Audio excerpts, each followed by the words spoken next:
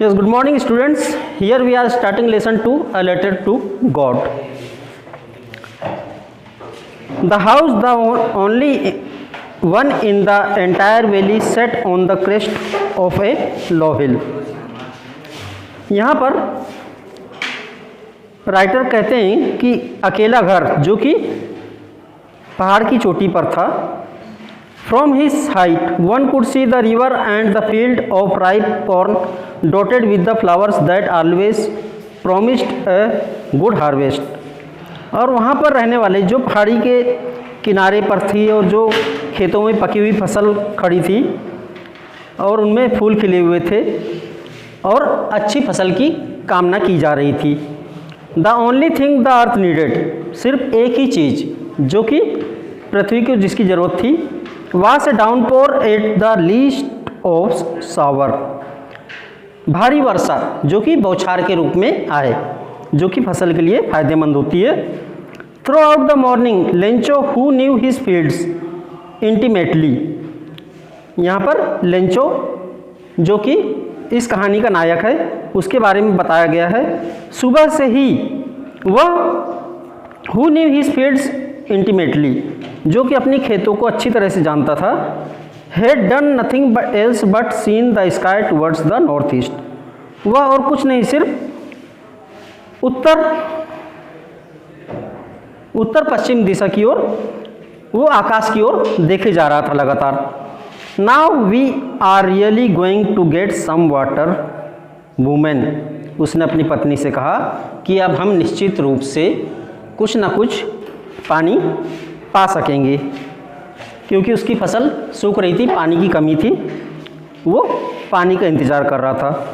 The woman who was preparing supper replied yes God willing, उसकी पत्नी जो कि सपर तैयार कर रही थी, सपर मीन्स शाम का भोजन, उसने जवाब दिया यस गॉड्स विलिंग, उसने कहा हाँ अगर भगवान चाहे तो. The older boys were working in the field while the smaller ones were playing near the house, उनके जो बड़े बेटे थे वो खेतों में काम कर रहे थे, जो छोटे बच्चे थे वो घर में खेल रहे थे. Until the woman called to them, come for dinner, जब तक कि उस महिला ने उन बच्चों को आवाज़ नहीं दिया कि भोजन के लिए आओ. It was during the meal that just as Lencho had predicted, और ये भोजन का समय था जब सभी बैठ कर के भोजन कर रहे थे, तभी लेंचो ने भविष्यवाणी किया. Big drops of rain began to fall, पानी की बड़ी बड़ी बूंदें गिरने वाली हैं. In the north east huge mountains of clouds could be seen approaching, उसने कहा कि नॉर्थ ईस्ट दिशा में पहाड़ों के ऊपर घने बादल आ पहुँचे हैं, छा गए हैं. The air was fresh and sweet, और हवा शुद्ध और मीठी मतलब भीनी भीनी खुशबू वाली हवा चल रही है. The man went out for no other reason than to have the pleasure of feeling the rain, Lencho घर से बाहर निकलता है, उसको और कोई काम नहीं होता है, सिर्फ पानी का आनंद लेने के लिए वो घर से बाहर निकलता है. His body when rain on his body and when he return he exclaimed, जब पानी की बूंदें उसके शरीर पर पड़ी उसको अच्छा लगा और वो एकदम से चीख पड़ा. These are not raindrops falling from the sky, उसने कहा कि आकाश से गिरने वाली ये पानी की बूंदें नहीं हैं. They are new coins, ये नए सिक्के गिर रहे हैं आकाश से. The big drops are 10 cent pieces, जो पानी की बड़ी बड़ी बूंदें हैं वो 10 सेंट पीसेस हैं, मतलब 10 के सिक्के हैं. And the little ones are 5, और जो छोटे बूंदे हैं वो 5 सेंट के सिक्के हैं. With A satisfied expression he regarded, संतुष्टि की भावना को व्यक्त करते हुए उसने ध्यान से देखा. The field of ripe corns with its flowers, खेतों में जो पकी हुई फसल खड़ी थी उस पर जो फूल खिले हुए थे. Draped in A curtain of rain, और वो फसलें पानी के पर्दों में लिपट चुके थे. कर्टेन ऑफ रेन मीन्स पानी के पर्दे. और ड्रेप्ड होना मतलब लिपटे हुए होना।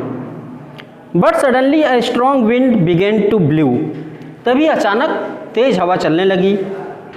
And along with the rain very large hailstones began to fall, और पानी के साथ साथ ही बर्फ़ के बड़े बड़े ओले गिरने लगे।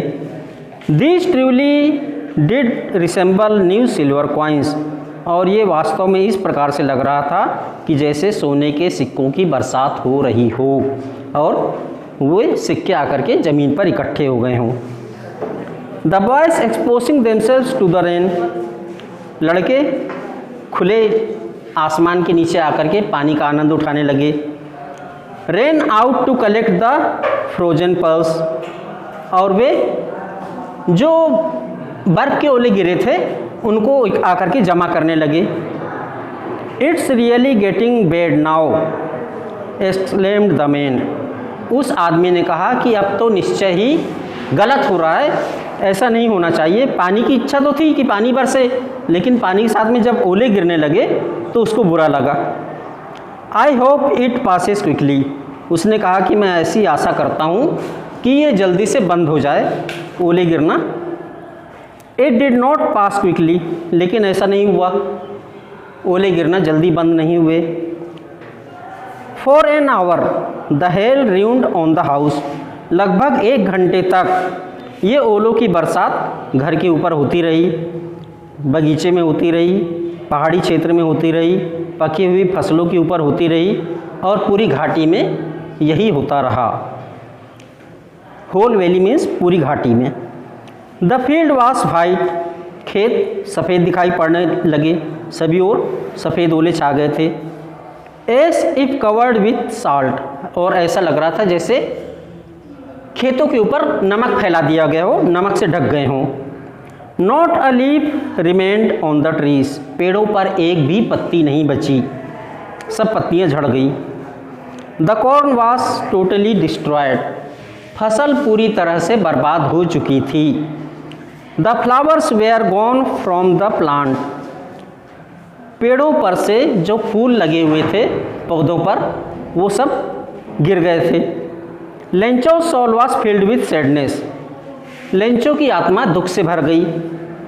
When the storm had passed, जब ये आंधी चलना रुकी, बंद हुई, he stood in the middle of the field, वो खेत के बीचों बीच जाकर खड़ा हो गया। And said to his sons, और अपने बच्चों से उसने कहा, a plague of locusts would have left more than this, उसने कहा कि इससे अच्छा तो टिड्डियों का आक्रमण हो जाता तो भी ठीक रहता, लेकिन ये ओलों के कारण पूरी फसल बर्बाद हो चुकी है। The hail has left nothing this year, we will have no corn, उसने कहा कि ये ओलों की बरसात के कारण हमारे पास अब कुछ भी फसल इस साल नहीं बची, सब कुछ बर्बाद हो गया है। That night was a sorrowful one, वह रात उनके लिए बड़ी दुख भरी थी। All our work for nothing, उसने कहा कि हमने साल भर जितनी मेहनत किया सब बेकार हो गई। There is no one who can help us, कोई भी ऐसा व्यक्ति नहीं है जो हमारी मदद कर सके। We will all go hungry this year, उसने कहा कि हम सब इस साल भूखे ही रहेंगे। But in the hearts of all who lived in that solitary house in the middle of the valley, लेकिन कौन ऐसा व्यक्ति हो सकता है जो उस घाटी में अकेला पहाड़ियों में घर बना करके रहे। There was a single hope God from help from God, सिर्फ उनके पास आसपास कोई रहता नहीं था, वे अकेले ही रहते थे, उनको कोई मदद करने वाला था नहीं, सिर्फ भगवान ही अकेला था जो उनकी मदद कर सकता था, वे सिर्फ भगवान से ही आशा रख सकते थे। Don't be so upset even though this seems like a total loss, remember no one dies of hunger, Lencho से उसकी पत्नी ने कहा इतने ज़्यादा परेशान मत हो, माना कि दिखाई पड़ रहा है कि हमारा पूरा नुकसान हो चुका है, लेकिन remember no one dies of hunger, याद रखो कि कोई भी भूख से नहीं मरता है। That is why what they say no one dies of hunger. और उसने कहा कि ऐसा भी इसलिए कहा गया है कि कोई भी भूख से नहीं मरता। उसका वाक्य अभी अधूरा छूट गया था। All through the night Lencho thought only of his one hope. सारी रात लेंचो सिर्फ एक ही आशा रखे हुए था मन में, द हेल्प ऑफ गॉड। सिर्फ भगवान से मिलने वाली मदद की ही उसको आशा थी। Whose eyes as he had been instructed see everything. जैसा कि उसको पता था कि whose eyes as he had been instructed, जैसा कि उसको बताया गया था, सी एवरीथिंग, कि भगवान की आंखें सब कुछ देखा करती हैं। Even what is deep in one's conscience, जबकि ये आत्मा सभी के अंदर होती है, सभी के अंतःकरण में होती है। Lencho was an ox of a man. Lencho उस प्रकार का कठिन परिश्रमी व्यक्ति था जैसे कि एक बैल खेत में काम करता है।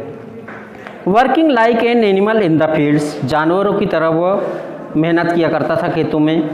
But still he knew how to write, लेकिन खेत में काम करने वाला व्यक्ति होते हुए भी वो लिखना जानता था, लिख सकता था, लिख पढ़ सकता था। The following Sunday at daybreak he began to write letter. आने वाले संडे के दिन,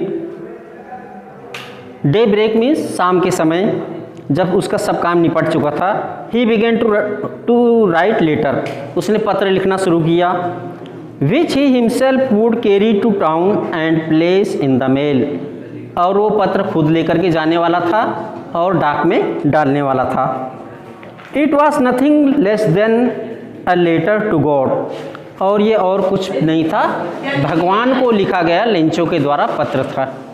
कर दीजिए सर स्टॉप।